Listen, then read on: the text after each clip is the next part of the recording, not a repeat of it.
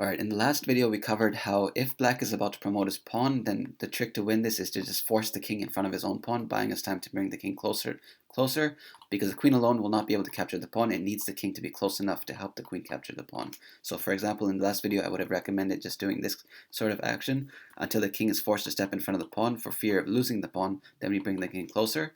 Now here's something to qualify this. This is a rule to remember. If it's a rook or a bishop pawn, then this winning mechanism does not work because black always has this stalemating resource available. He does not have to go in front of the pawn, and we cannot capture the pawn because this is a stalemate. So if black doesn't have to go in front of his pawn here, and we cannot take the pawn, then we cannot make progress because we don't have time ever to bring the king closer. Okay, so that's a draw. Same thing happens with rook pawns, where white cannot make progress because black steps in front of his own pawn, and we would expect to be able to bring the king closer, but we cannot because this is already a stalemate.